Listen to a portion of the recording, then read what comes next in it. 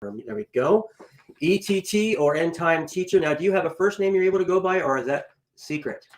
You can call me Nathan. Nathan. I can Yeah. call you Nathan. Nathan, welcome here, buddy. Glad you're Thank here. you. It's a pleasure to be here.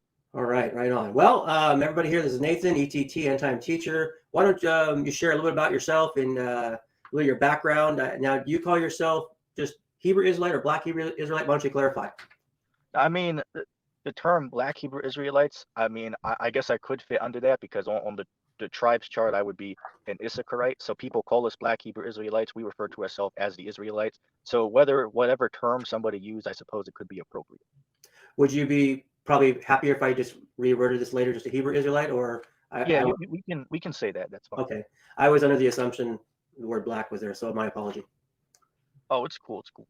Cool. Now, is there a difference? Black Hebrew Israelite, Hebrew Israelites? What's the difference? Hebrew Israelite and Black Hebrew Israelite? Yeah, what's the difference? Is there a difference? Well, I mean, I'll say this. A lot of people, when they see the Hebrew Israelites on the street, they'll call them the Black Hebrew Israelites. That's what people commonly call, our groups, but we refer to ourselves usually as Hebrew Israelites. Some camps call themselves the Black Hebrew Israelites. So really, one or the other can be appropriate to use. I've talked to some people in the past, too, that sometimes they call themselves like the 12 tribes of Israel. Is that kind of also in the same camp? We would say that we are the true Israelites of the Bible. So that ties in. We're saying that we're the true Israelites from the Bible. And some of these guys that I've seen and even talked to people in the streets in the past, they also sometimes be known as what's called sacred namers. You're not one of those, though, right? I've never heard of that term before. So they classify themselves like the 12 tribes of Israel or the original Jews, and they would normally they won't use the word Jesus. They won't say Messiah. They'll say like Mashiach, Yahshua, Adonai. They'll use a lot of the Hebrew words. They won't use English words. Oh, okay. I understand. I mean, I wouldn't call myself that term. Okay.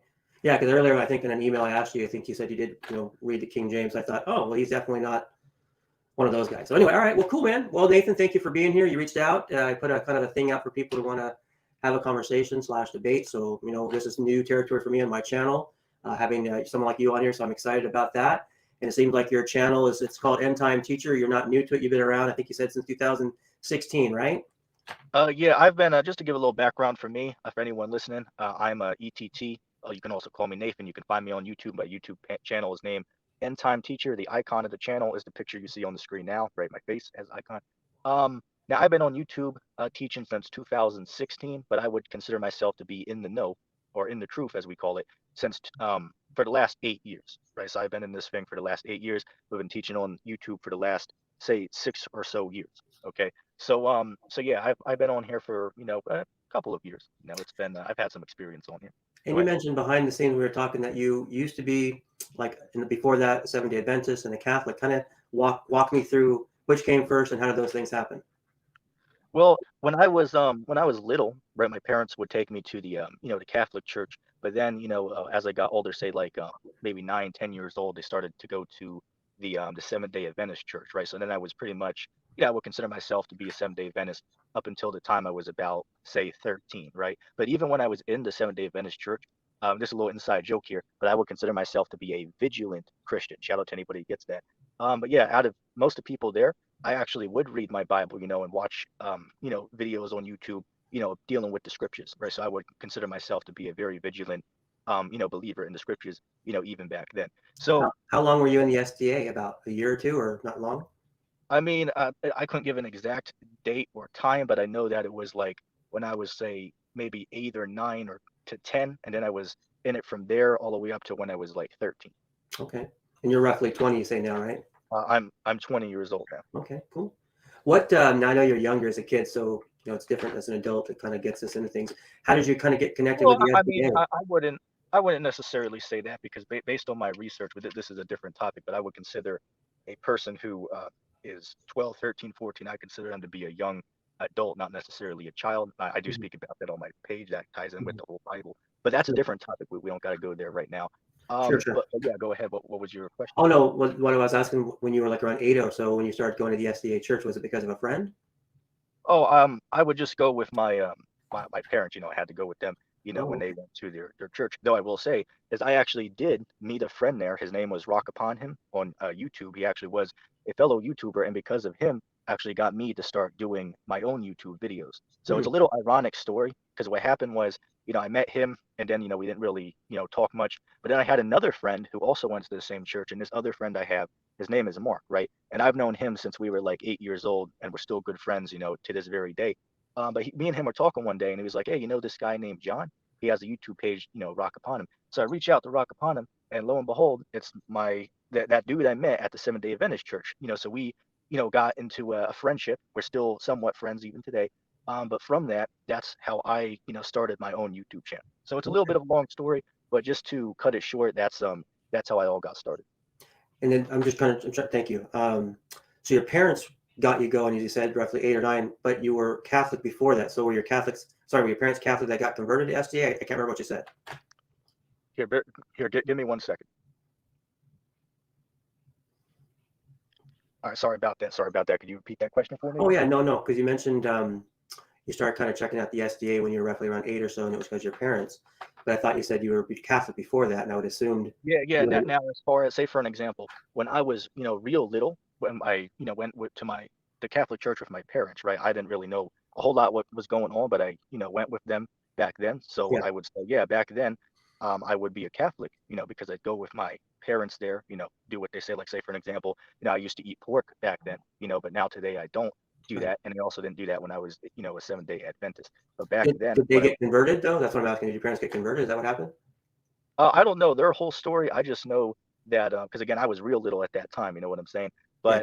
But I would consider myself back then a Catholic because I would go with my parents to that, right? And I've always Yeah. been a religious person. You know what I'm saying? I always Yeah. rejected the theory of the Big Bang and evolution. Always knew that there was some type of higher intelligence, right? So I Sure. always had a belief in the scriptures, I would say. Sure. So just to clarify, because I'm almost there. I'm just a little confused. So let me just make a statement. So when you were younger, you were going to Catholic church because that's what your parents were going. But then when you're roughly around 8 or so, you started checking out the SDA because of your parents. So are these the same parents? Yes, they just went to a different church because my mom had a friend who was a Seventh-day Adventist, right? So they, were talking about, the Bible and that kind of stuff. So then she was, invited her to go over to the Seventh-day Adventist church to check Oh, it okay. out. And, a few months go by and then now we're going, to the Seventh-day Adventist church. I got you. Okay, that makes much. I was just that was my brain. Sometimes it's quite small. Well, it's small a lot. So all right, and then so when you got kind of connected with the Hebrew Israelites, because I know that the SDA has quite a similar when it comes to the Old Testament, diet and laws. What kind of shifted you from the SDA to consider the Hebrew roots movement? Well, I'll cut the story a little bit short.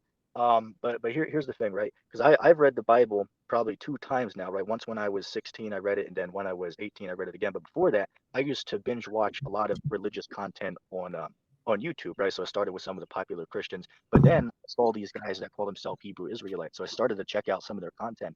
And when I heard some of the stuff, I was like, wait a second, what the hell? What the hell are these guys saying that there's no such place called hell that people burn in when they die, saying that there's reincarnation in the Bible, saying that Jesus is black. When I heard all those things, I was like, what the hell are these guys saying? But then what I did is I looked into the information that they're using to support these statements they're making.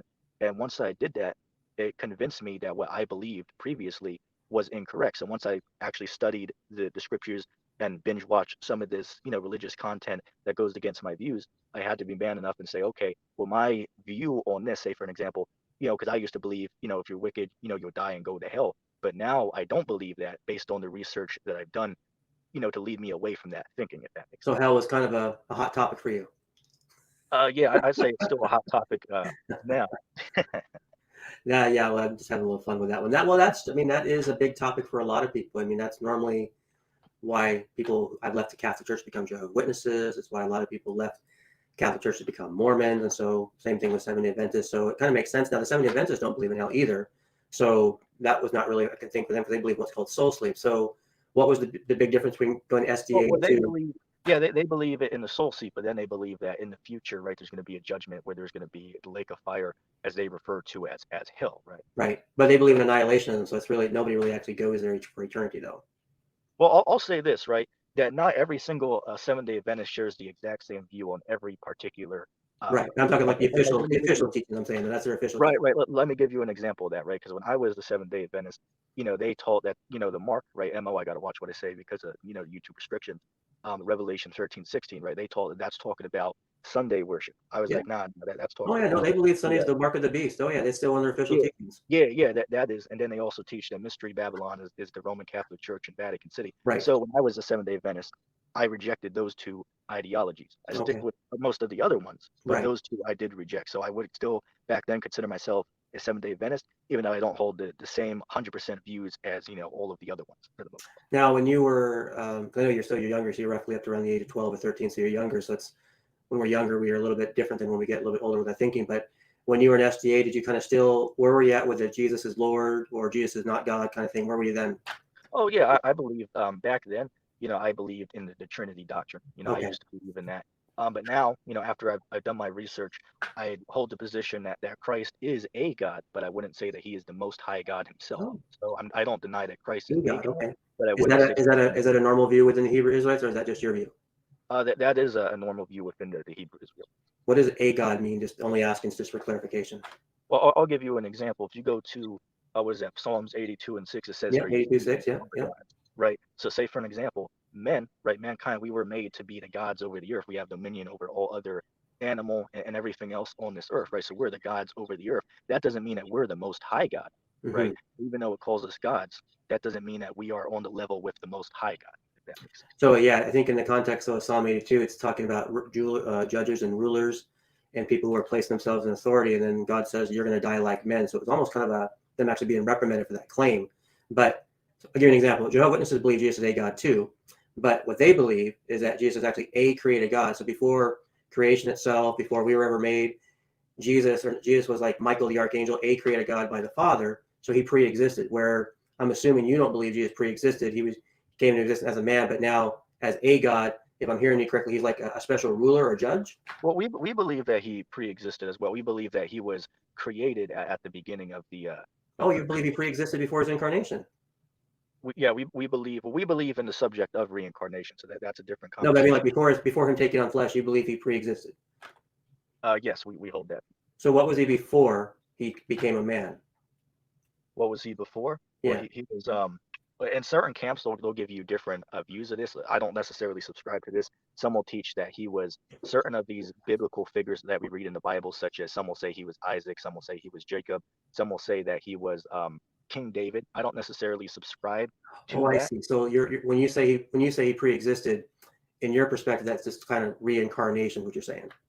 Yeah, what I'm saying is that Christ, he was one of the first created beings, and then he was the one who gave the order for the angels to create the world that we're in. So it's Oh, so he the- did exist before creation itself. So you're saying? before the creation itself. But we'll make it easy. We'll say this: that the first created being that the Most High God made would be who the world calls Jesus. Okay. So where would you find? So just asking, maybe start there because that's an interesting view. I didn't know that particular view.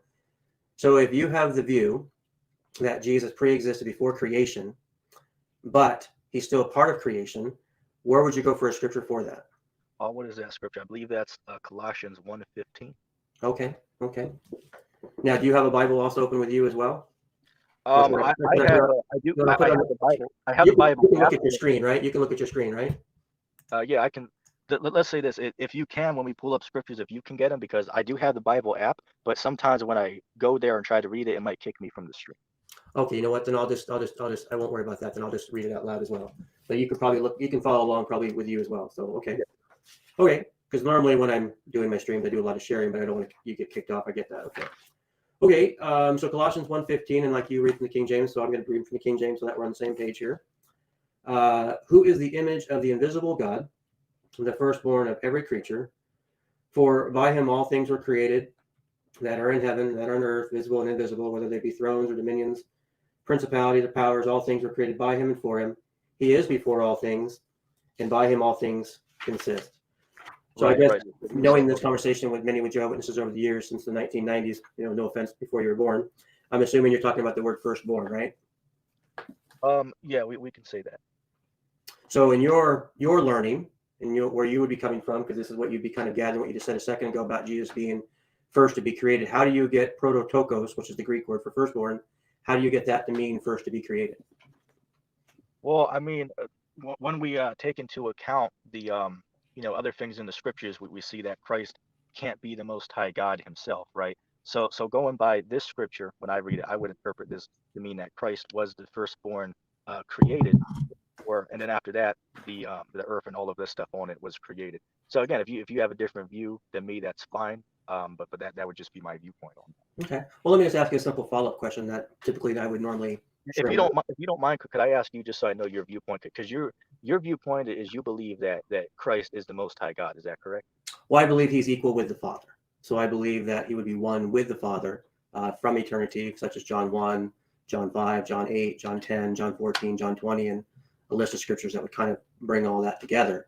But in this particular text, it's interesting just to kind of look at, because I can tell in this context, we go back to verse 13, it says, who has delivered us from the power of darkness, translated into the kingdom of his dear Son. So we're talking about Jesus, in whom we have redemption through his blood, even the forgiveness of sins. So we know that this is talking about Jesus and not the Father. And then it talks about the firstborn. I was going to ask you a question a second ago. According to Exodus 4:22, Israel is called God's firstborn. Jeremiah 31:9 calls Ephraim God's firstborn. And in fact, Manasseh was born before Ephraim in lineage. And King David is called God's firstborn in Psalm 89, verse 27. So if you know King David, he was actually the youngest of, he had 7 older brothers, yet he was called the firstborn.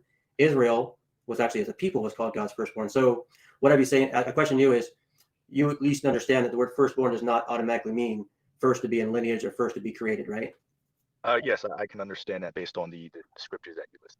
Okay. So my follow-up question then, and feel welcome to add some stuff too, and how would you interpret 16 and 17 in Colossians?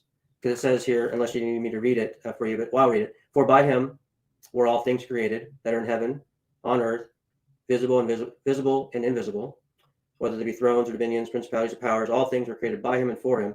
He is before all things, and by him all things consist. Now, simple reading to me would seem to indicate that this would exclude him from actually being a part of creation. What is your response? My response would be is that we can totally agree with this, that he was before all the things were created, and then the order was given out, and then through him all of the visible world was created. So there wouldn't really be much of a disagreement with the scripture. Yeah, the Bible says that Jehovah God alone is the creator of all things. You know, Genesis 1, Isaiah 44:24, Job 9:8, just a few scriptures that Right talk about. now, real quick to chime in on that, because Sure, our view of it, right, when we go to Genesis, which I don't know all the Hebrew on that, sure. but the word it in the beginning, right, when the God made the earth, Yeah, it actually was the gods, right? So our view on that is Elohim. that this is our view on it, is we believe that the order came down, right? God made who the world calls Christ. Christ gave the order down to the angels, and then from the order of Christ, those angels went and they made the physical world that we have today. So the order came down, and then the angels went and performed God's will, which was to create the world. That would be our viewpoint on. No disrespect, that would contradict scripture though. Here's why. Go Here's ahead. why. Because it says nowhere in Genesis or Isaiah, Job, the New Testament, nowhere does it mention angels being involved in creation. Now, I'm not saying it's directly wrong. All that I ask you is, can you provide anything that would substantiate that? Okay. Now going back up to what I brought about the what was the word you used, Alahayim? What would you That's it. The Hebrew is Elohim. Yes. right? What would you say that means, just so I know? Well, according to Jewish people, like Jews for Jesus is a great online channel. I don't know if you ever check that out. Their website, Jews for Jesus, got a great article, by the way, in the Trinity. You should at least check it out one day just for consideration. Elohim can be both too. It can be singular and plural, right? Singular and plural. So Elohim, the definition of itself, has the meaning of supreme being, rulers, gods. Can be like gods in the sense of false gods, or those in authority, right? That's the technical definition of Elohim. So if you're looking at scripture, say you don't even have the New Testament, you're just looking at the Old Testament, the Bible is very clear. There's one God. I mean, me and you would, I assume, agree on that. One eternal God, We anyway. agree.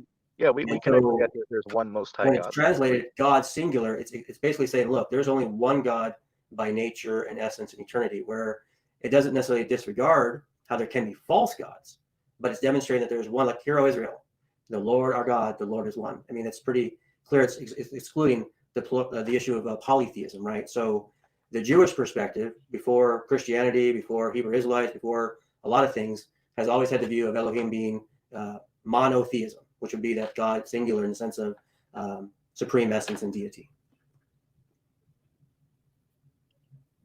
Give me a second. What do you think about that one scripture, just out of curiosity, that speaks about the God of this world? I don't know the verse off the top of the head, but in the New In the Testament, New Testament? yeah, it speaks about the God of this world has Yeah, blinded. Paul says that in 2 Corinthians 4:4. Right. I'm just asking with just out of curiosity on that, right? Who would you say that God is? Let me just read it so I can read it out loud here. Paul writes, if our gospel is hid, verse 3, it is hid to them that are lost, in whom the God of this world has blinded the minds of them which are not, lest the light of the glorious gospel of Christ, who is the image of God, should shine unto them. So this is the Greek word theos, which you probably may or may not know, it's just basically the Greek version of God from the Old Testament. So Satan, devil, Lucifer, I would assume you would know that would all be the same. He is called a false god. He's the god of this world. Just a question on that. Yeah. Not to cut you off, whatever. But you were saying that you mentioned three names for Satan, and you said that I could agree those would all be the same. Your position is you believe that Satan, the devil, and Lucifer are all meaning the spiritual demon Satan, correct? I would be of the perspective that the devil is Satan. Yes. Okay. Now we can have a conversation on this, because I do believe there's a spiritual demon Satan, but I might have a different viewpoint on it than what Can you we have. table that for 1 second, but go back to that's fine. That's totally Yeah. fine. But just one thing on that, I would disagree that Lucifer. I wouldn't say Lucifer is referring to Satan. Okay, fair enough. We can come back to that though. Yes. So back to what I was originally asking you a little while ago, at least on this particular point of what you believe concerning Jesus, because earlier you mentioned you believe he's a God, right?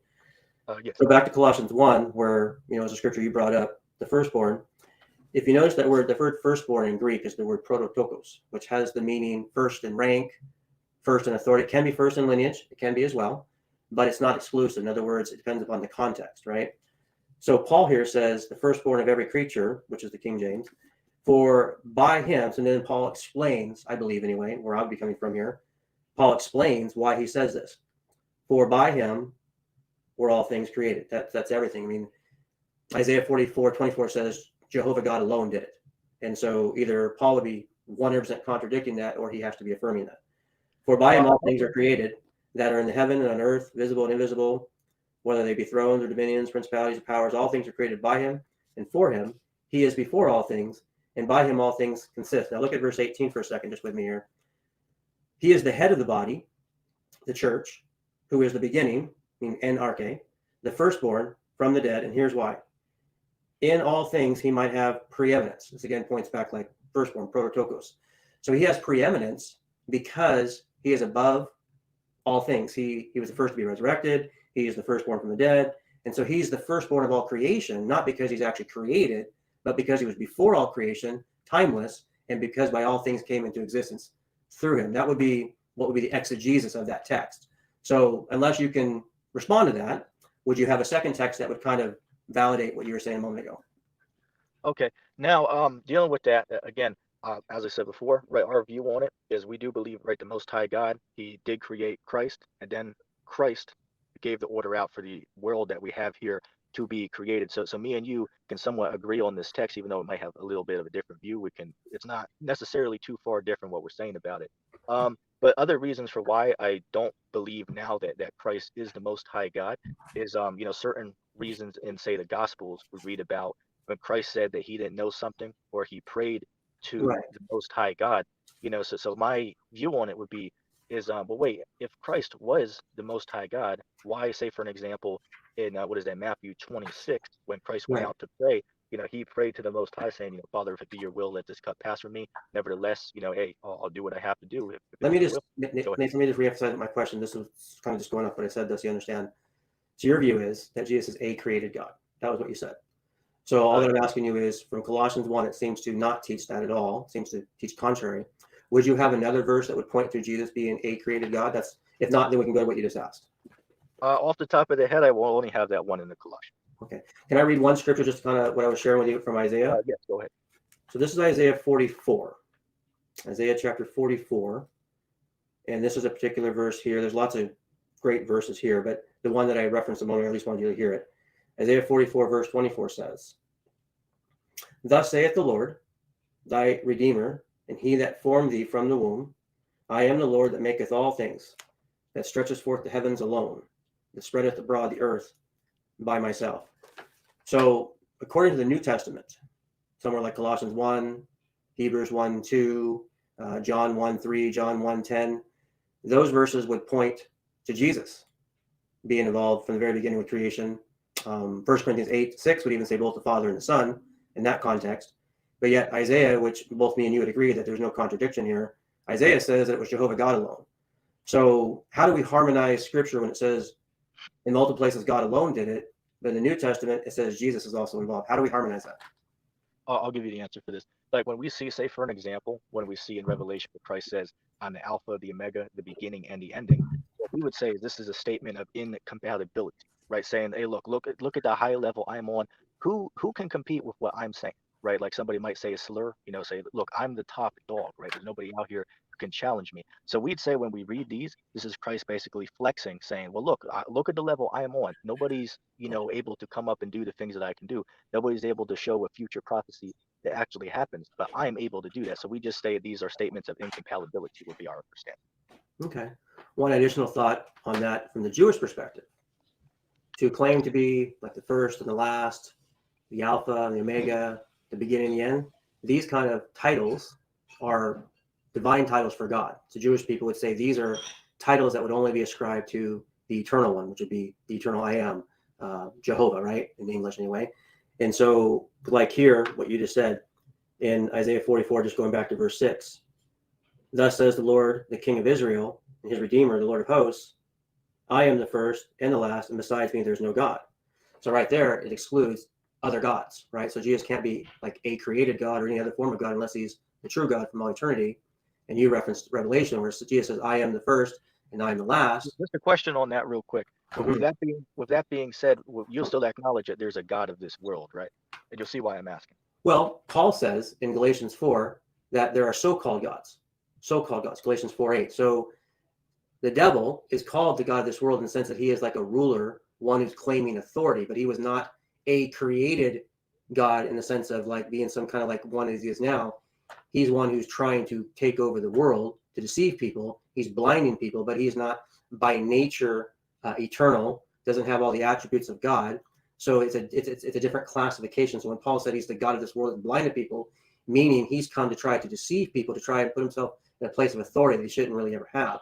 Where the Bible says in Old Testament, numerous places, I mean, Isaiah is flooded with these kind of verses that there's only one God. And yet we see in the New Testament, these same kind of claims are ascribed to Jesus.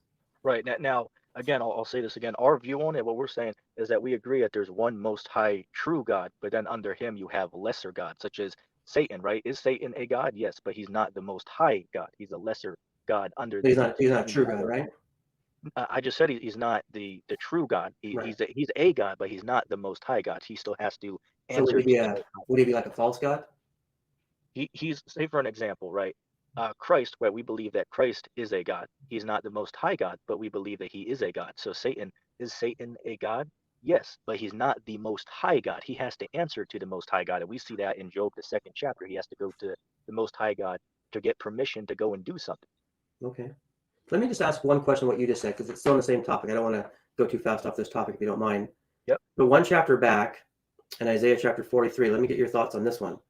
Isaiah 43:10 says, "Ye are my witnesses, saith the Lord, and my servant whom I have chosen, that you may know and believe me and understand that I am, or I am he.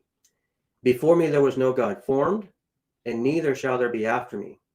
Now here's my thought with the question, so you can at least try to understand where I'm coming from. When it says here, "Before me there was no God formed," the word form there in Hebrew is the Hebrew word yatsar, Yatsar. And in Hebrew, that word means to be formed, created, made, fashioned, or come into existence. Those are the basic meanings of what the word yatsar means. So if you understand what that word means, I'm reading it again now. Before me there was no God formed. Real quick, what book's that real quick? Oh, sorry, Isaiah 43:10. We were just one chapter back from Isaiah 44. Okay, now who's speaking in that chapter, by the way? Well, let me read it again. I'll tell you Yep. what it says here. "Ye are my witnesses, saith the Lord." So the one who's speaking here saith the Lord, and my servant whom I have chosen, that ye may know and believe me, and understand that I am. Before me there was no God formed, and neither shall there be after me. So here's what I was trying to say with you just a second ago. So that word formed in the Hebrew is yatsar. So it has the meaning that before God, there was no God created, brought into existence, made, formed, or fashioned, whatever. But then the end of the verse says, and neither shall there be after me. So if this is true, which I believe it is, then the question again, go back to you again, is how then, if God's word says there can be no God created after God, how can Jesus then be a created God? Yeah, once again, I respond and say this is a statement of incompatibility. Say, for an example, right, when you read about Babylon, it says that she says in her heart, I'll be a lady forever, right? It's basically she's saying, hey, look, I'm the top. There's nobody that can stand against me. So what we see here is he's saying, hey, look, I am the top. There's nobody who can overthrow me and do better. So again, I'd say this is just a statement of incompatibility, what would be my understanding of it. So that's your view. I would not, I don't think that's. Oh, that's cool. Yeah. We can disagree, but that Now you at least, so, and one thing I want to make sure you know, because so far it's been really good, and I expect you to keep treating me with respect. I'm going to treat you with respect. We may cut each other off here and there, but if there's a certain point where, we may have a difference, I'm not going to keep pounding and pressing and trying to force something on you, like other people try doing sometimes channels.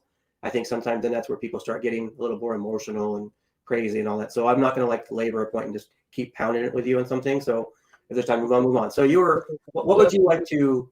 Maybe I have a list of questions that maybe I could just throw them out there, and then maybe you could pick one you want to respond to. Yeah, tell you what, we'll do that. But I do want to talk about Satan because you said something that sparked my interest a few minutes ago. Sure. So we let can me talk. Let me read my list of questions to you, and then we'll see which ones we may or may not get to. Okay. All right. So I have 12, but I mean, we're not going to get to them all today. Maybe another time you might come back on.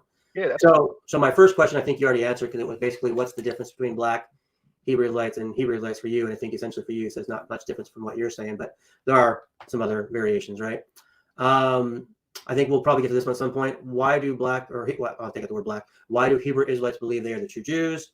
What about the Jewish Jews? Are they false Jews? That's one question there. What do you believe about God the Father specifically? So that'll probably be a question maybe I could ask you, maybe take over in a second, since we're talking about God. You've already kind of answered what you believe about Jesus. Maybe a question that could come up about what do you believe about the Holy Spirit, because Jesus did talk a lot about the Holy Spirit in John 14, 15, and 16. So we get your thoughts on what you believe of the Holy Spirit. In the title here, it talks about salvation. So what do you believe is the gospel for salvation from the New Testament, and what must a person do to be saved? That's another question I have listed here. If a person must keep the law, because I think I've heard you talk about this, but just a clarification later.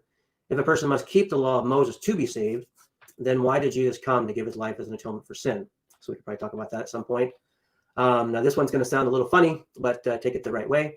What do Hebrew Israelites believe about white people? Because since I'm white, I'd like to get your thoughts on that one, because I've heard some interesting views from some people in the past. As a Hebrew Israelite, what are your thoughts on the Lord's Supper and water baptism? Do you have certain views as a Hebrew Israelite on those kind of things?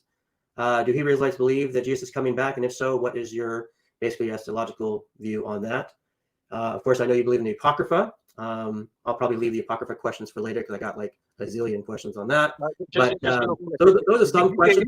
Those are some questions that I have. And I know we won't probably get to them all, but I have some good questions. We have a lot of good. Just to say this, there's a lot of good questions that were there that hopefully we'll get to address a handful of those. There's a lot of good ones there that you said. There's just real quick out of curiosity. Do you subscribe to the Apocrypha, or do you reject the Apocrypha? I believe the Apocrypha has historical narratives in it, like say Maccabees and other things. I don't believe it's necessarily inspired. The reason why, when you're looking at the time span of the Apocrypha, dates somewhere 200 to 300, 400 BC to around 100 to 200 AD, depending upon sources. In the Apocrypha, there's no direct prophets. There's no direct divine inspiration. There's no. Could I comment on that? I'm sorry, I'm still answering.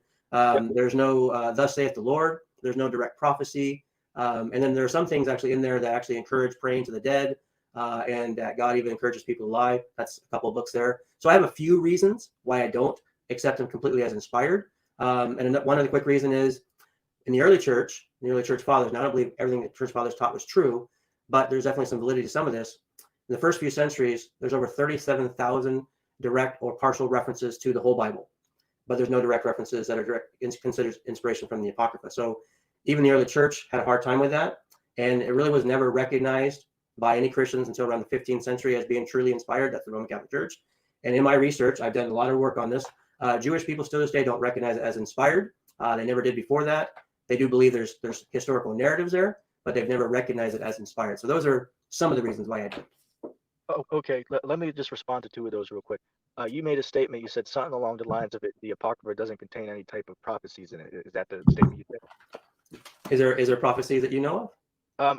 I was going to get there. I was just making sure I didn't mishear you. Was that the question that you? Was that the statement you made? Yeah, I don't see any prophecy like in reference to the Okay. Messiah or second coming or things like that.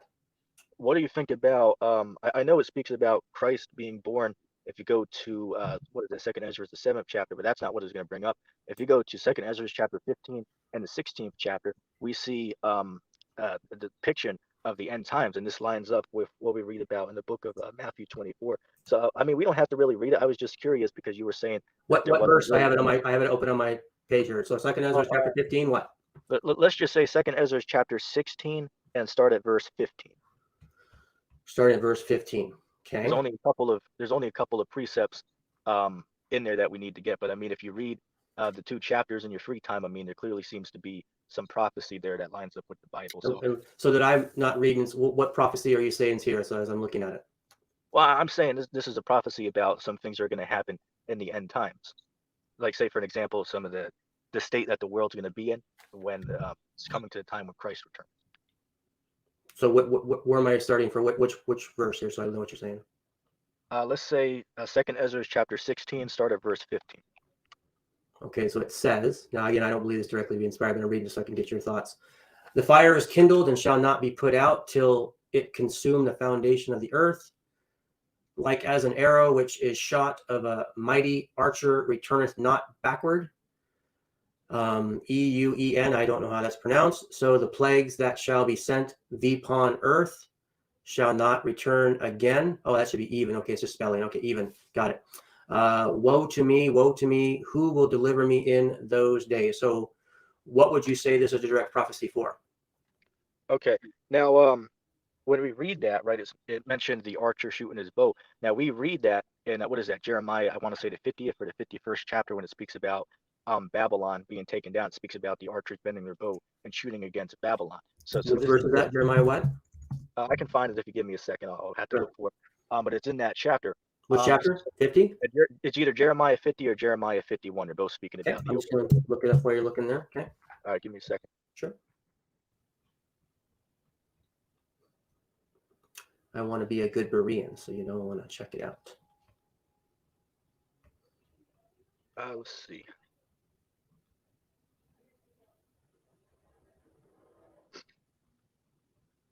Maybe okay. Okay. If you go to Jeremiah chapter 51 and start at verse 1 on down, you'll start to see 51. Okay. And what verse would you say directly goes with what you were saying? So let's see, verse 3 maybe?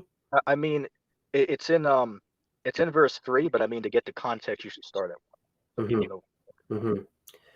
Yeah, so just looking up here, thus saith the Lord, behold, I'll raise up against Babylon, against them that dwell in the midst of them that rise up against me. I destroy and win, and will send upon Babylon fanners that shall fan her and shall empty her land. And for in the day of the trouble they will be against her round about. Against him that bendeth, let the archer bend his bow, and against him shall lift up himself in, I don't know what that word is, brigadine, and spare ye not her young men, destroy ye utterly all her host. Thus the slain shall fall in the land of the Chaldeans, and they are thrust in the streets. Yeah, you don't have to read all of it. I was just showing an example of how that in the Apocrypha lines up with you read here in Jeremiah. So the difference is I'm looking over here in Ezra, it doesn't say directly where, doesn't say directly who. It just talks about this thing that's going to take place. So, I mean, don't get me wrong. I can kind of see some of the similar wording, but Ezra was been written after Jeremiah. So it's not like that couldn't have been just borrowed. But even if it was, it doesn't necessarily claim divine scripture or to claim to be thus saith the Lord here. So I for myself wouldn't necessarily say this is claiming divine inspiration. Okay, what about Second Ezra chapter 9 starting at 1? Because I mean, there's many places if we read Second Ezra's where he speaks about thus says the Almighty God, or thus says the Lord. But I'm going to give you an example of where the Lord told. I'm in chapter 9 now. What verse am I going to? Start at 1.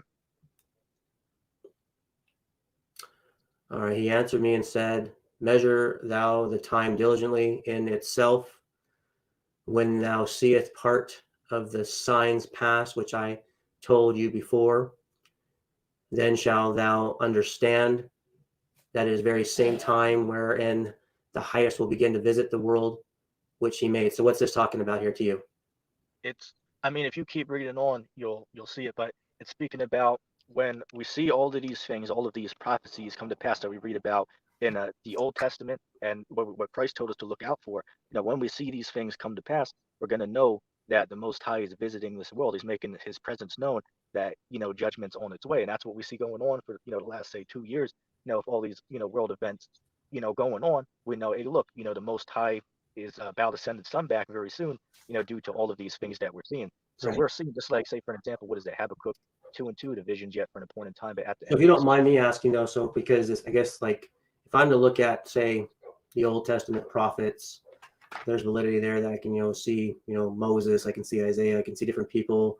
It's been accepted, by the Jewish people. The New Testament writers and authors, there's over like literally 300 direct references to the Old Testament, citations of all the books of the Bible essentially are referenced in some form or another. How do I know who this Esdras is from your point of view, and how can we have any kind of claim that this is supposed to be divinely inspired? Okay, What would be your evidence for that? okay, I'll show you one. Christ quoted a writing from Ezra. If you go to Matthew chapter 23 and verse 37, he was quoting from the book of Second Ezra chapter 1 and verse 30. Second Esdras what? Second Ezra chapter 1 verse 30. Now, And just go so ahead. you know, so now this is what I'd ask you, because I could be wrong.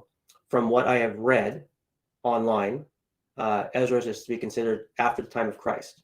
So do you have proof that it was before the time of Christ? Do I have proof that it was before the time of Christ? I know that it was well, I know here because, say, for an example, I can show you where Apostle Paul quoted a story we read about in the Apocrypha book, and here Christ also quoted it. So I'd say this was proof that they were reading these before they were reading these in their time, right? So obviously if they have the same quotes, it So, shows that they're so let reading me it. show you what I'm trying to say with you. So from what I've read, and so I'm asking you to prove me wrong, from what I've read online, at least to be, Ezra seems to be written after the time of Christ, from what I've read from some things on archaeology and history books and things like that. Not even just Christian websites, just looking stuff up. Ezra seems to be written after the time of Christ and Paul, like roughly 100 to 200, the range of what it says anyway. I didn't read anything before the time of Christ that I looked for. So if you're saying Jesus, if you're saying Jesus was quoting this, then you would need some kind of something to point before Jesus even existed for this to be possible. So do you have any kind of some website, something that points to that? I wouldn't say that I have a place where it tells us that this book was made this date or that date. But the way that I would show its authenticity is when I read it, it lines up with the Old Testament, and then also what we read in the New Testament lines up with it. So I would use that, and also the fact that Apostle Paul quoted from it and Christ, I'd use that as evidence for why it is inspired. But as Right. far as the exact date that it was made, I couldn't give you that. So again, this is not directed at you as a person, just what you said. So if Esdras is actually after Jesus and after Paul, from historians and things, I don't remember all the direct references right now, so I can't give it directly to you right now. But from what I read, I didn't read anything that gave substantiation before the time of Christ or before Paul. So hypothetically, say this Esdras was written after, and this was actually taking some quotes from what Jesus said and put it there, then it would actually be self-defeating in the sense of trying to say this was what Paul or Jesus quoted because it came after. Let me give you an example. You may Right, not. I understand. Let me give I you understand. an example. Book of Mormon. Are you familiar with Mormonism at all? A little bit about it. Okay. What I'm trying to say is the Book of Mormon. This is just trying to give a comparison, so at least you can understand what I'm trying to say. The Book of Mormon, according to a guy named Joseph Smith, who is their prophet, that means nothing to you, I know, as a Hebrew Israelite. He lived during the early 1800s. He claimed to be a modern day prophet, claimed that he was this guy that could give prophecy and revelation. He claimed that there was these lost books. And then he translates these books, quote unquote, that were from Reformed Egyptian. And he was given this gift apparently back in the 1800s, roughly around the 1830s, to translate this stuff, or 1829 to 1830. And in the Book of Mormon, what's interesting is there's like a plethora. I can't even exaggerate this. There are so many quotes that are in the Book of Mormon and their books there that are completely taken from the King James Bible, and particularly from the Old Testament, and the New Testament, literally almost at times direct quotes from books of the Old Testament and books of the New Testament. What's funny though is that these references from these so-called prophets from the Book of Mormon, they were before the time of Christ, according to Mormonism. So they've got quotes of Jesus in their Book of Mormon of him saying things before he was ever even born. And it just shows that it was plagiarized, what I'm trying to say. So when a Mormon tries to say the Book of Mormon's inspired, it's historical, it's got all these things that talk about Jesus or prophets, well, good old Joseph Smith, good old Joe, what he did, because back in the 1800s, they didn't have internet, didn't have Google, didn't have all the technology of the day. Nobody could look this stuff up like they can now. So he was able to fabricate and put stuff together and just poof it out there. And people believed it blindly in the beginning.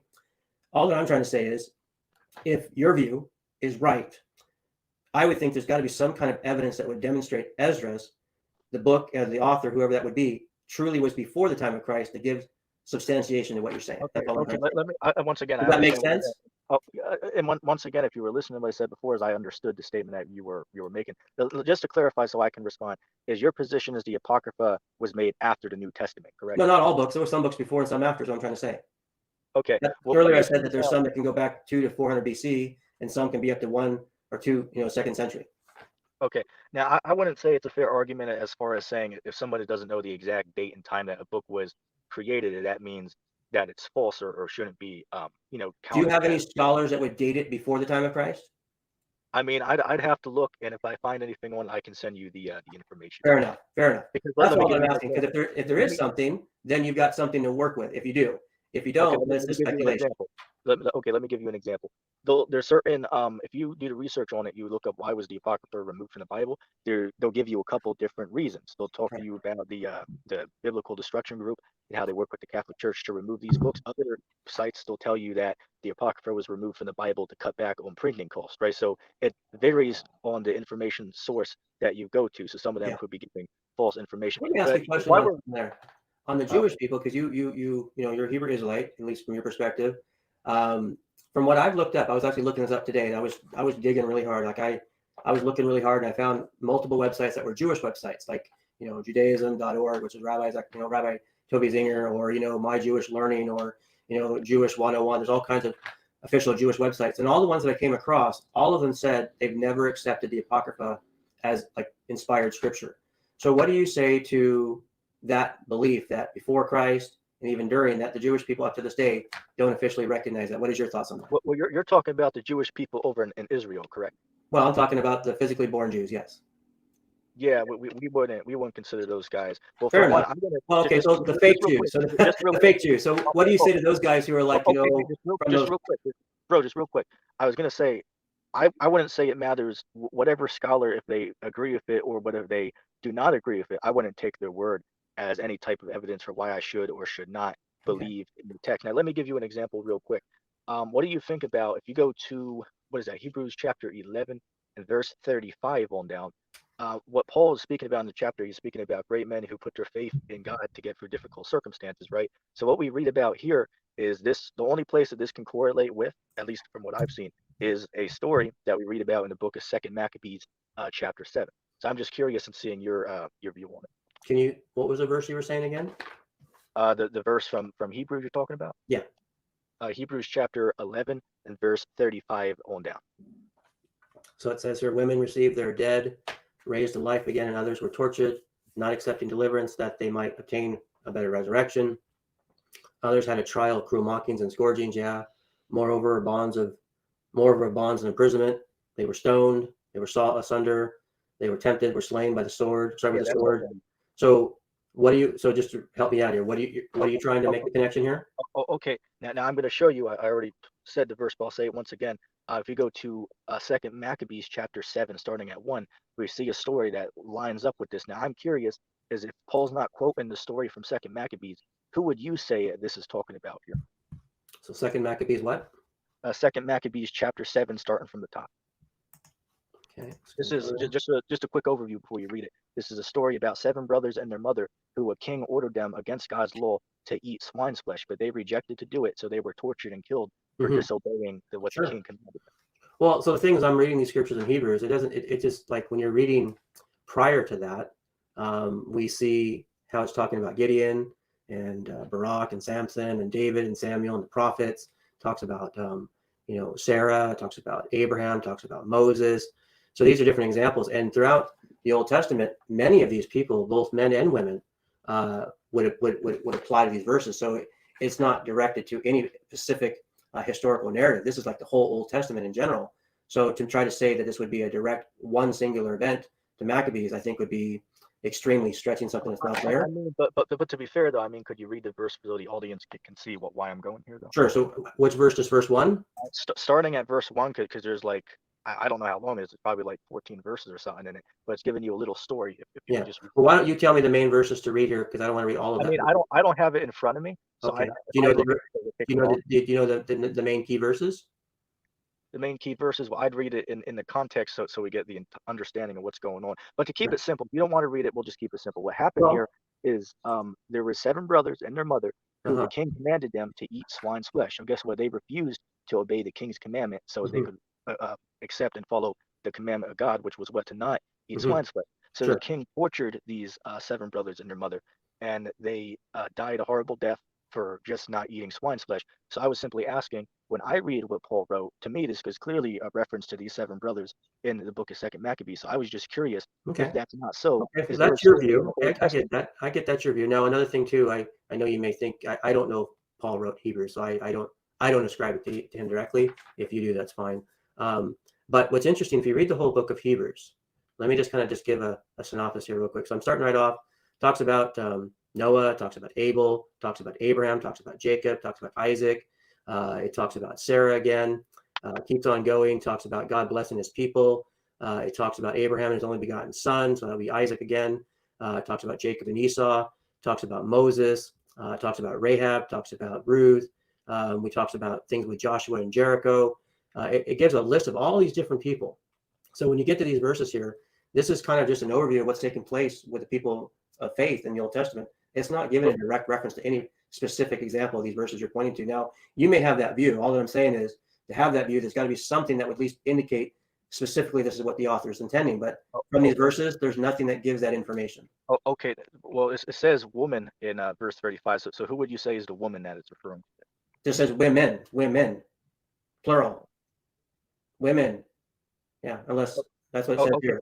Oh, okay. Hold on. We can move on. I just want to clarify so I know from your perspective. So you're saying it's like an overview. It's not like an exact story that happened in one particular book of the Old Testament, correct? Well, so I mean, like it says though, I'm just going back just a little bit above it, a little bit above it here. It says, who through faith, verse 33, who through faith subdued kingdoms, wrought in righteousness, obtained promises, and stopped the mouth of lions. I mean, this was what was going on before this overview.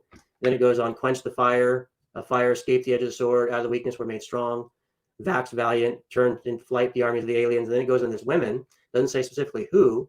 And then you get down towards the end of it here, verse 38, of whom the world was not worthy. They wandered in deserts and mountains and dens, caves on earth. So again, it gives this overview of multiple women, not just a certain group. And these all, having obtained a good report through faith, received not the promise, God having provided something better for us, that they without us should not be made perfect. Then it goes on to 12. But so my point would be, it does seem to be teaching there's this overview as a whole of the Old Testament. At least that's how it seems to be to me. Okay, that's cool. That's cool. I didn't mean to go deep into that topic. I just heard No, you say something. I think it's great. I mean, that's why you're on, because we're going to talk about some different things, right? Well, let's talk about you brought up a half an hour ago. You mentioned something about Satan, Lucifer, and the devil being the same. Could we What do talk you about? believe? What do you believe? Well, I'll state this: is we do believe that there is a spiritual demon, Satan. That's an adversary to man who can mess around with people. But he's under God's authority. God is the ultimate one in control. Satan has to go to God to get permission. We see that in Job, the 2nd chapter. Right. But this will be an interesting conversation. Now, as far as when you say that Satan is Lucifer, are you referring to Isaiah the 14th chapter? Well, I think I may have, there are some who believe that's referring to him, some who don't. I'm not 100%. So when I said that, I meant more or less just saying Satan and the devil being the same. That's what I meant to say. Oh, okay. Yeah. But you'd agree that Lucifer is not Satan, then you could agree on that? If you look at Isaiah 14, it seemed to be pointing to an actual specific person. So I think I would have more agreement with you there than probably not. Okay, good. Yeah, we could agree on that, because I'd say going off of Isaiah 14, what is that, verse 4? Says Yeah. Jacob the father. I think it starts at verse 12. Yeah. Well, yeah, in verse 12, it speaks about how he would say that I'll send above the clouds, Right. put my you know, Right. above the Most High. But if you go to verse 4, it's telling us who it's talking about beforehand. It's talking about the king of Babylon. So I think we could agree on Yeah. that, right? That's a Okay. small point. I mean, that to me, that's not a huge thing, but I understand what you're saying. So let me Okay. ask you a question then on what I shared before and see which one of these you'd like to. So let me ask you this one I have to ask, okay? So don't hate me for it. Well, you Well, might. I don't we know. didn't get through the whole Satan thing yet, though, Pedro. We Let have me one more. let me ask this one question. Okay, this I got to ask. It's inside. So I've talked to people in the past, and this is not you. So you might be different. So could be the benefit of the doubt. I've talked to people who call themselves like the 12 tribes of Israel, sacred namers, things like that. I have some similar views as you. They looked at me as a white guy and called me like actually a devil, and even would call me, I think, called an Edomite. Now, in your view, is an Edomite the same as a white person, or is there a difference? I would say, going off my understanding, I would say that white people are the Edomites. However, there could be some white people who are not Edomites. They could be a confusion of faith Israelite. So, say for an example, some guys, and this happened to me before, to look at my picture and say, "Hey, well, why are you guys talking to this guy? This guy is an Edomite. Look at him." So hey, it happens to me too, believe it or not. Remember on my email, So, I was asking you. I said, "Hey, man, you look a little pale to me," and you so, said you're so to Mexican. So clarify, I guess that was good enough. So right. So just to clarify, yeah, we'd hold a position that white people are Edomites. yeah. However, that does not mean that every human that has white skin is an Edomite, because you could have an Israelite that might look like a foreign nation. So just So to let keep me that in ask you a follow-up question. So some of the guys that I've talked to, again, asking for your perspective, I was told because of my skin, and it wasn't of their view, that because of that, I had no hope for salvation. So what is mind. your view on that? Okay. Now, in order to respond to that, I have to ask, do you know what group that you spoke to? Because there's 100 Well, like I different said, groups. like they're called the 12 tribes of Israel. They're known as also the sacred namers. Okay. These are people Now that talk there's in a the reason streets. why I asked that, because there's a group out there. I believe it's the GOCC, they call themselves, but they teach that every human, say for an example, me and you, because we both look white, that means that me and you have to be Edomites because we Yeah. both look white. Now again, a lot of the camps, like the camps I follow, Sakari, GMS, Okay. ISUPK, you know, when we look at somebody, it's not necessarily we're judging them just off of the color of their skin. We're gonna see, hey, look, can this person understand what we're going into? If somebody can sincerely, understand what we're saying, hey, then that might mean that that person might very well be an Israelite, even though they might look like another nation. So it's not So let me ask you, necessarily just what if I'm about not an skin. Israelite, but I want to be saved?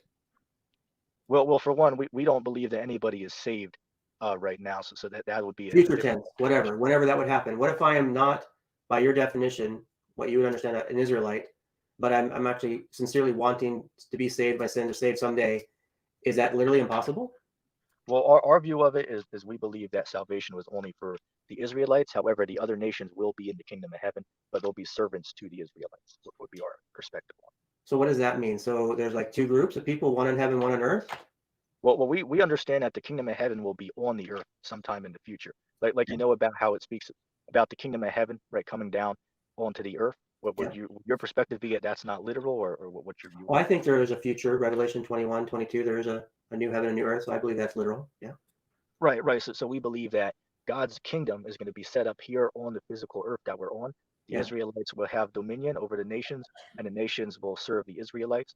But then eventually there will come a time when the other nations, if they pay homage and bring their riches to the kingdom of heaven, as it speaks about in Isaiah 60, Isaiah 49, Revelation 21 and 22, they'll receive benefits, such as, say, for an example, if you go to Zechariah chapter 14 and verse 16, the nations that are obeying, they'll get rain on their crops, right? So that their fields can grow so that they get food. But the nations that don't obey, they'll get punished. So it won't rain for their crops to grow.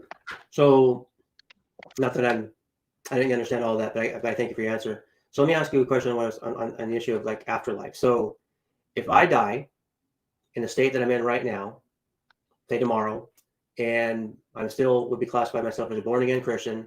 I didn't accept what you would consider, the way of the Hebrew Israelites and the future. What's my judgment to come down the road that I would be considered an Edomite, but I didn't come to the faith of where you're at? What's my future look like? Well, we once, and this is a two-pronged question right there.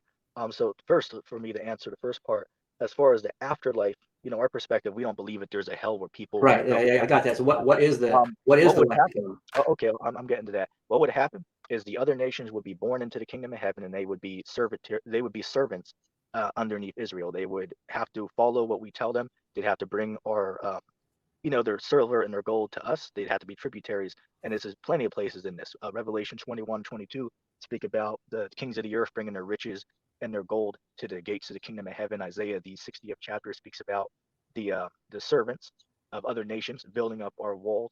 Isaiah 49 speaks about nursing fathers would be kings, right? They would nurse our children. So, I Right. mean, there's plenty of scriptures. This is a big topic. So, I mean, Is there an actual scripture that says this is the judgment for an Edomite? Like, do you have a certain scripture for that? well, I'll say this. The reason why I I'm mean, asking, just to understand, because I'm really trying to. I've been watching videos from other Hebrew Israelites, not just yourself. I'm trying to really like I know, and there's not pride, so don't take this wrong. I know a lot about a lot of different religions. I'm really trying to understand Hebrew Israelites a little bit more. I haven't talked to them in a while, and so I'm trying to really understand this afterlife thing. Like, there's no hell, there's no eternal judgment, and those kind of things from that point of view. Then what really is the fate for people who are the Israelites, and then the Edomites? If I always seem to be hearing that there's this, this curse of people that reject, God. But is there no judgment for Edomites at all from your point of view?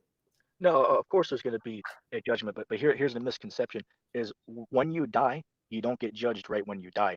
In the future, they'll be born into the kingdom of heaven and will have to serve out a punishment. Just like, I'll give you an example. If you go to Ecclesiastes chapter 3, verse 16, it speaks about it saw a place underneath the sun, and there was the place where judgment takes place, right? So the place where you're judged is right here on this physical realm. So say, for an example, the queen that recently just died.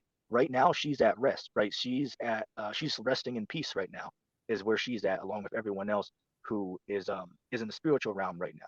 But then in the future, when the kingdom of heaven set up, she's going to be born on the earth, and she's going to have to serve servitude to the Israelites. So that would be her judgment in the future. It's not taking place right now as we speak, but it's something that's going to happen in the future. I'll give you a scripture. If you go to, what is that? I want to say Psalms 149 and verse 5, I believe, and read on down from there. 149 verse what? Starting at verse 5. I'm just going to also read, because you just said Ecclesiastes 12:3, right? A minute ago?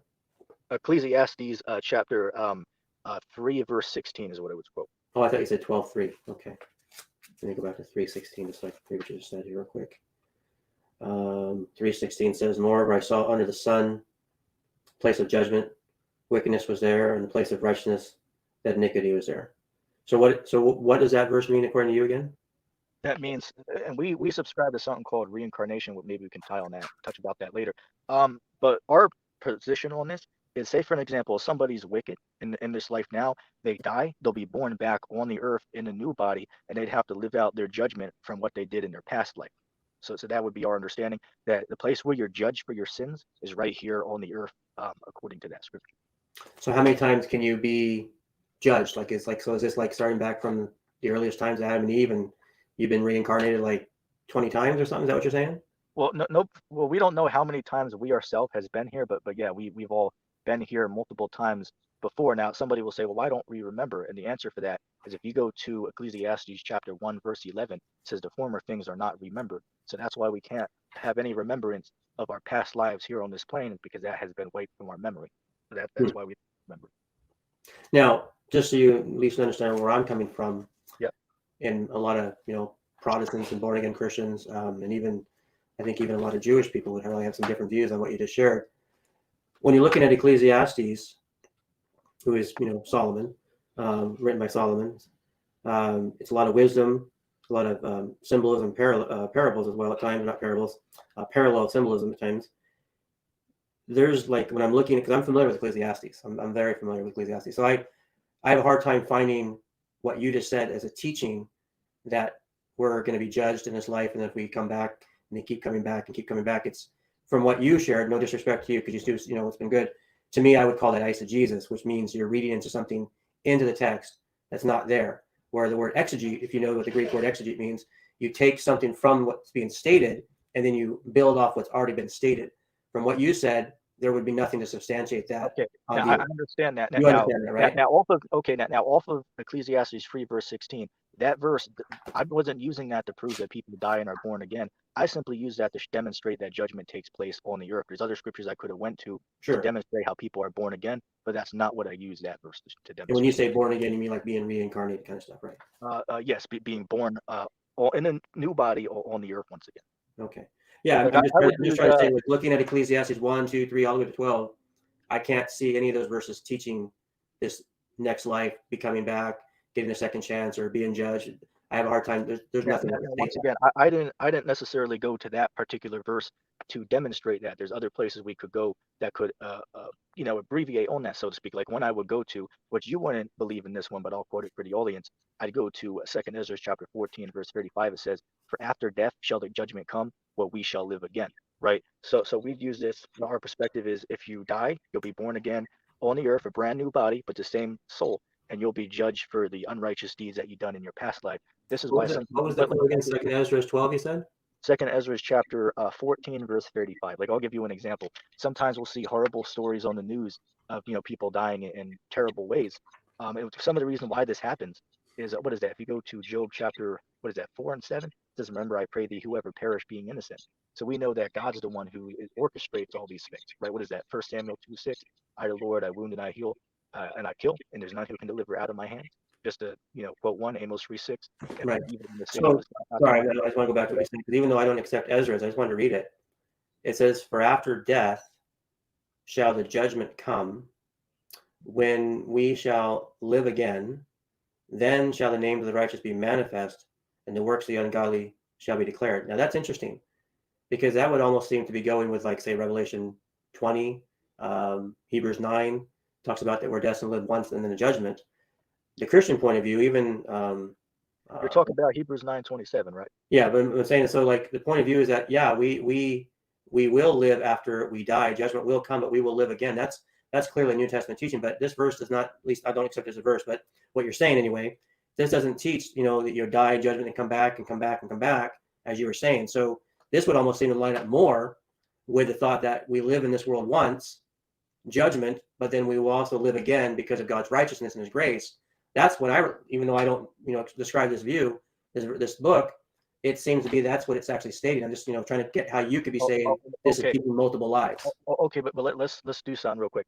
When we go to the verse we were just talking about, Ecclesiastes 3, verse 16, we both agree that judgment takes place on the physical earth. Just a yes or no, me and you agree on that, correct? Oh yeah, well, Okay. what he's saying. Let me just read it again. Like, just stick there for a second so we can go there. So let me read it one more time. That was Proverbs, so that would be a very different verse. It says here, "Moreover, I saw under the sun the place of judgment, and wickedness was there, and place of righteousness and iniquity there." This is just Solomon just talking about everyday life, normal life. There's going to be wickedness, there's going to be righteousness on the earth. This is not talking about a future event. This is just talking about what takes place in our everyday lives. Right. Now the reason I'm going here is because this refutes the idea that there's a hell with people who, are wicked in their life. They go and they burn there when they die. This verse cuts that because the place where you're judged is right here on this physical realm. So again, we all respect your viewpoint, but yeah, I'd use the second Ezra's verse as evidence that look, when you die, right, you go up to the Most High, you receive a judgment, right, and then you come down here on the earth, and now you're going to have to live out that judgment for the sins that you've done in your past life. And this is why, just to demonstrate this, this is why some people are born with deformities or blindness, right? So we see this. Say for an example, if you go to John in 9th chapter, Christ and the apostles they traveled and they saw a man there who was begging. He was born blind, so they asked him, "Well, why was this man born blind?" Now in this particular example, this man was born blind so that the power of Christ could be shown through him by performing a miracle by making him see. But the way they'd ask him that question is it shows that they would have a concept that people can be born in these terrible ways because of some of the things that they committed in their past life. Because they asked him, why was this man born blind? Was it because of his own sin or for his parents' sins? Is what they asked. So it shows that they had a concept that you could be born with different infirmities based on something that you might have done in the past life. Let me ask you a question on the devil, or Satan. In the book of Revelation, in chapter 20, talks about the devil in chapter 20, verse 10. Let me get your thoughts on this, because your view of no literal judgment after we die. Let me ask you about the devil here. It says in verse 10, "And the devil that deceived them was cast into the lake of fire and brimstone, where the beast and the false prophet are, and shall be tormented day and night forever and ever." How do you how do you look at that verse? I can answer that, but in what particular way are you asking me? Like you're assuming they're dead, or like what's the initial question behind this? Because Satan can be a man as well, right? Like when Christ called Peter Satan, right? He wasn't literally the actual spiritual demon Satan, but he referred to him as an adversary because Well, he in this hosted him. context, he says the devil, so I don't think there's any confusion of who he's talking about. It's not talking about Peter, not talking about anyone else. It says the devil that deceived them was cast in the lake of fire. The beast, which would be whoever the beast is, we don't know who, false prophet, don't know who that prophet is. But it says the beast and the false prophet, so these are individuals, shall be tormented day and night forever and ever. So Easy to how do you understand. interpret that if you don't believe there's an eternal judgment? Okay, this is very easy to understand. Now, if you remember back when I said we don't believe that there's a hell that people go and burn, I did not say that we don't believe that there's a lake of fire. The lake of fire and hell are two different things. Because if you go to Revelation chapter 20 and verse 14, Well, it yeah, says, I was going to go there next. Yeah. yeah, it says that death and hell, these were cast into the lake of fire. So we do believe that there is going to be a fire judgment in the future, but that's going to be here on this physical realm on the earth. We believe, and you won't agree with me on this, but we believe the lake of fire is talking about after the destruction of Babylon the Great, that this place will be made into a burning lake of sulfur. So that we would say that's the lake of fire here on this realm. I'm not sure your position on that, but that's what I would say. Well, I mean, I'm just trying to so when I'm, what I do with myself, when I have other people on my channel, I just kind of want to press a little bit here. So I'm not trying to be disrespectful. It But says can you in tell me verse, your view on it though? what's Just so I that? know. But I'm just saying, just so I know your view on it, so I can better respond. Well, Just so I know, what would you say to I'll it? share with my view after I read these verses just one more time. I'll start in verse 10. The devil, so we know it's not just some person, it's the devil. The devil that deceived them was cast into the lake of fire and brimstone, where the beast and the false prophet are, shall be tormented day and night forever and ever. So it's thrown in the lake of fire. Verse 11. I saw the great white throne and him that sat on it, from whose face the earth and heaven fled away, and there was found no place for them. I saw the dead, small and great, stand before God, and the books were open. And another book was open, which is the book of life. And the dead were judged out of those things which are written in the books, according to their works. And the sea gave up the dead, which are in it, and death and hell delivered up the dead, which were in them, and they were judged, every man according to their works. And death and hell were cast into the lake of fire. This is the second death. And whosoever was not found written in the book of life was cast into the lake of fire. So help me out on this lake of fire thing, because it says that the devil, the beast, and the false prophet are cast there. Right. It's a place of torment, and they're there for a day and night forever and ever. So what else could that possibly mean? What else can that possibly mean? What do you mean? Could you demonstrate how my example would be contrary to that? Well, your view is, from what I understood, is that people are reincarnated, and I don't know how long. At some point, this has to stop. At some point, and then the people who don't get eternal judgment or whatever that would be for you, they're here on the earth, but they're basically slaves, and they're serving the true Israelites, and that's essentially their punishment, from what I heard you say. I get your question. I think you're asking, if these people are thrown in the lake of fire, how could their judgment also be serving the Israelites? Am I correct? What exactly is the lake of fire according to what we read here in Revelation 20? Is this a good place you want to go to? Well, of course, it's not a good place that you want to go to. Right. So if I was here in Revelation 20, is this a good place you want to go to? Well, of course, it's not a good place that you want to go to.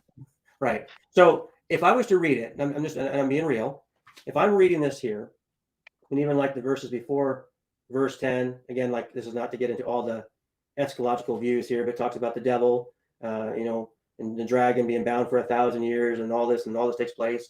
And then with 1,000 years up, there's this final, battle, if you will, it says here. Again, I don't know how all that works out. But then when you get to verse 10, it talks about the devil. This I can understand.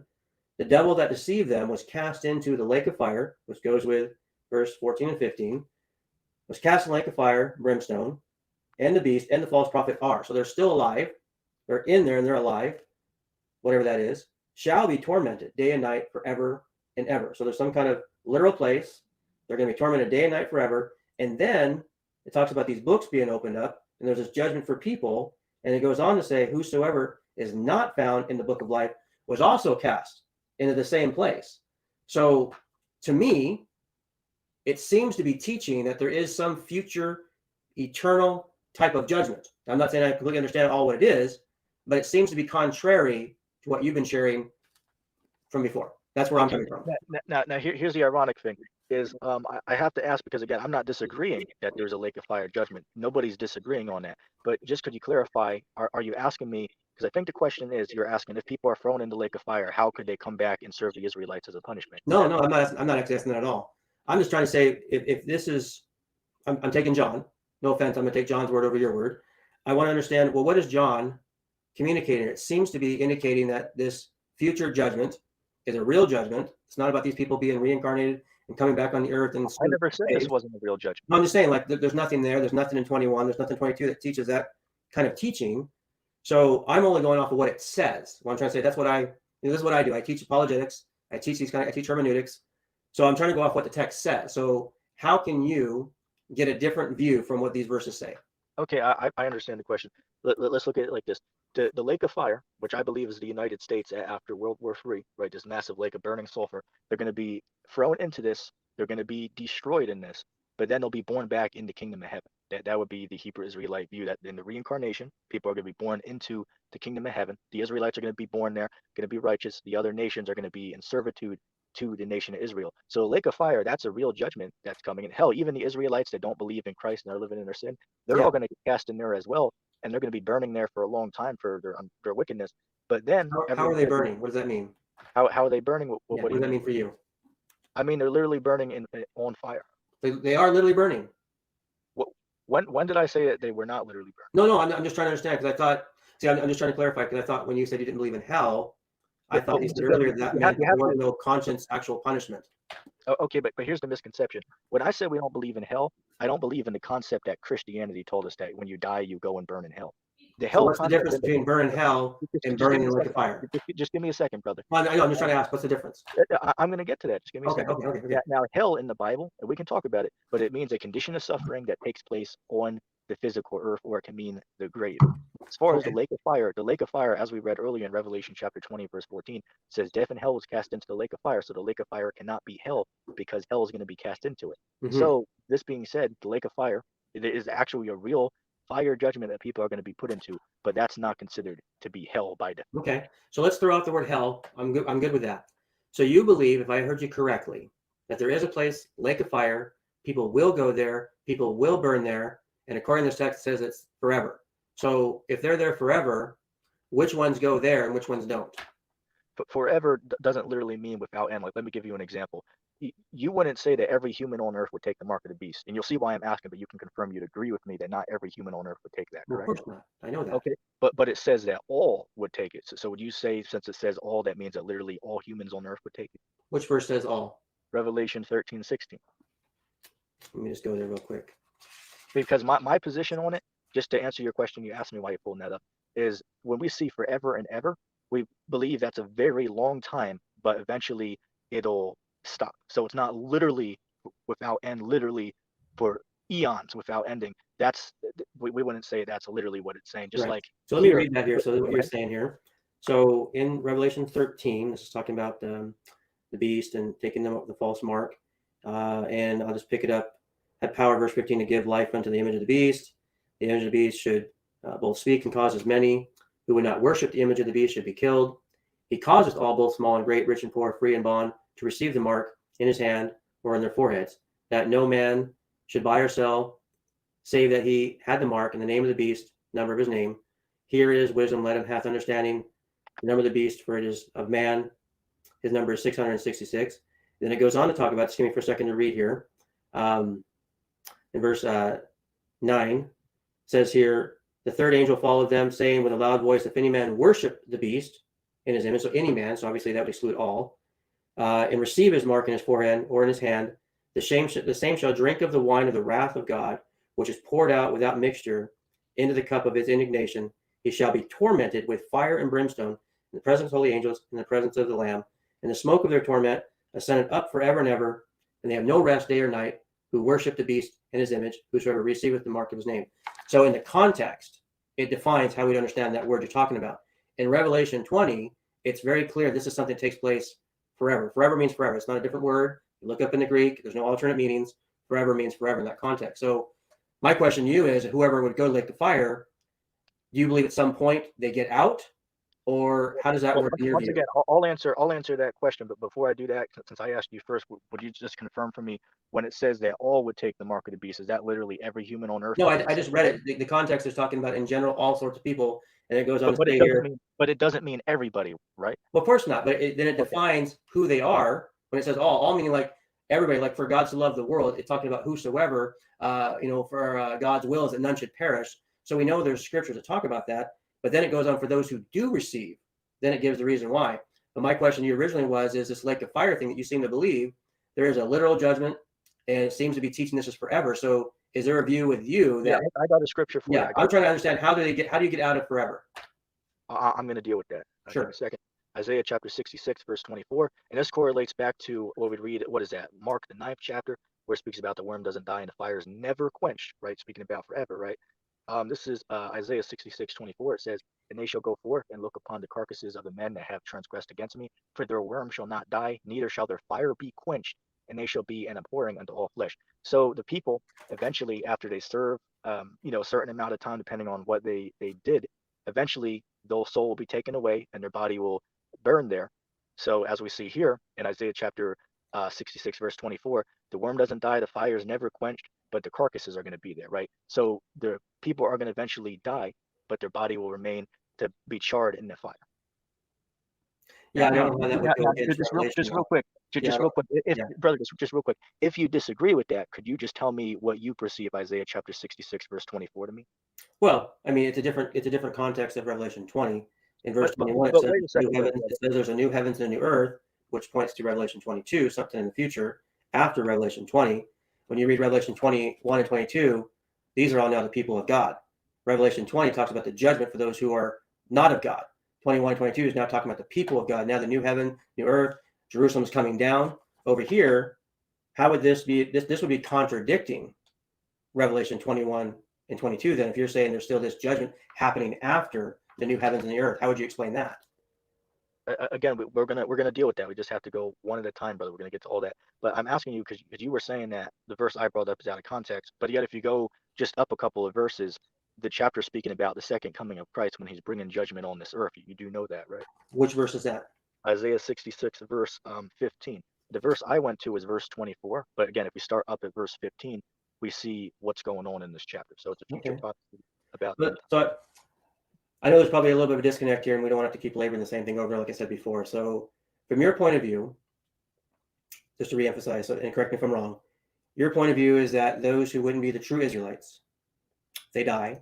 At some point, the reincarnation has to stop at some point, and then those who haven't gotten to the place of being a true Israelite, according to your view, they would then at some point in the new heavens and new earth, their judgment would be that they would be basically, and correct me if I'm wrong, servants or slaves under the true Israelite. Is that somewhat correct? Okay, let me give the breakdown real quick. The lake of fire judgment is talking about when America's hit, people are going to be taken and they're going to be cast in there. They're going to actually die at some point after they Now, burn. So just you're just one, going to go. I'm not trying to Just, be just, rude. Oh, sorry, just real sorry. I just quick, want to brother, be one. I'm not I'm being gonna go rude. I'm back. not being rude. I just want to say you're reading the lake of fire to be in America, which there's nothing at all stated in Revelation that that's America. I just want to make that quick point. Okay, well we can talk about that, but anyway, going back to what you're saying is yeah, people are going to go there, ready to get thrown into it. They're going to burn. Spirit goes back up to God, and then sometime in the future, when the kingdom's established, that soul will be born back on the earth in a brand new body, and it'll have to serve a judgment underneath the Israelites. Okay, that's your view. Okay. Now, Okay. now real quick, what would you say the lake of fire is? Is that like a place that people go to, or where's that at? Well, like when I was reading Revelation a moment ago, what's interesting to me, it sounded like honestly, it sounded like you weren't, for a moment anyway, you sounded almost as if like you had a view that people were actually literally being burned like by fire and a place of punishment or judgment for a time, which would line up with Revelation here. And then, but at some point, then that stops. And then what happens again? I'm sorry, what happens after it stops again? Well, once again, I'll give the understanding again. Yeah, People are going to just go. to clarify, I'm trying to, yeah. Okay. People are going to go there. They're going to burn for a period of time. They're going to die. Their soul's going to go back to God, and sometime in the future, that person will be born again in a new body here on the earth when the kingdom of heaven is established. And depending if they were an Israelite, they're going to rule alongside Christ. If they're a heathen, they're going to be servants to Israel. Now, scripture I'll give you on this Sorry, no, because before you go there, so when they're raised, some of these are going to be also thrown in the lake of fire, right? When they're raised, it's talking about the people who are alive here. They're going to be taken and they're going to be thrown into the lake of fire. This is all And dealing then with how when long are Christ. they there about? How long are they there? I mean, I'd say it depends on the person. Some people could be there longer than others, depending on their deeds that they've done. And then when they get out, just to clarify again, what happens to them again? They just become like servants, you were saying? They'll be depending on who they are. If they're an Israelite, they're going to reign and rule with Christ as an Israelite. If No, they're I'm a talking about heathen, the ones who are getting like the burning, the judgment. Those yeah, guys. but I just told you that some Israelites are going to get burned as well. Oh, really? Oh, okay. I It- missed that. Sorry, I missed that. you do know you do know that there's some Israelites who are wicked that reject Christ, right? So they're obviously going to get So it's not judgment. just the Edomites. Okay, okay. No, it's not just the Edomites. Okay. There's wicked Israelites out there too who are going to get thrown in the So lake of now fire. let's talk about those guys for a second, the Israelites. So why would they get what you just said, the lake of fire? What would classify that for them? Why would they get that? Because Yeah. they reject Christ and live a sinful life. Okay. Well, can you give an example? Like, what does that mean? Just so I understand. Okay, but what about, say for an example, I said because they reject Christ and they live a lifestyle of sin. So could you pick one of those Well, if examples? someone rejects Christ, I would call them directly an unbeliever. I wouldn't even think they get a second chance. Why would they get a second chance? Who said anything about a second chance? Well, correct me if I'm wrong. You just said that there would be Israelites who would be judged, but then at some point they would also then be able to become servants, right? Am I wrong? No? I didn't say the Israelites would become servants. I said the Israelites who are judged in the lake of fire. Yeah. Those Israelites will be born in the kingdom of heaven, and they'll Oh, so they would reign. eventually get in heaven as well. Okay. Okay. Yes, Okay. they'd be in the kingdom. So just Now for a this, short time, however long that would be, they would be judged with fire and judgment and all that. But at some point, then they would get in heaven. at some point they would be born into the kingdom of heaven. Now Okay. I got a question for you dealing with Well, the this. reason why I'm saying what I was saying, because you were asking me about Revelation a minute ago, right? So you're I mean, asking, what we're did I still believe? on that. But you're We're asking still. what I believe. Go So ahead. Revelation 20 says here, again, I just want to read it, verse 10. It says, the devil that deceived them was cast into the lake of fire and brimstone, where the beast and the false prophet are. So they're there, they're in this place. It's not this America, it's this place. Shall be tormented day and night forever, not just for a time. Then it says down to verse 14 and 15, death and hell were cast into the lake of fire. This is the second death. Whosoever is not written in the book of life was cast into the lake of fire. So you're asking me my view. So now I don't understand how all this works. I can say that openly. I have no problem saying that. But my view as a Christian is that those who don't know Christ, who are not born again in the sense of what we understand born again, not the reincarnation perspective, but being in Christ, made alive, becoming a new creation, being justified by faith, being accredited with Christ's righteousness, those kind of things. Those are the ones who are written in the book of life. Those are the ones that would have eternal life. Those who do not, because of the sin issue, they are then, according to Scripture here, judged eternally. And there's no get out of lake of fire card here, right? Like it's there. So when you were sharing earlier to me, it was kind of perplexing. That's why I'm saying it, because at some point, some of these people could get out of it, no longer there, but then they're just slaves.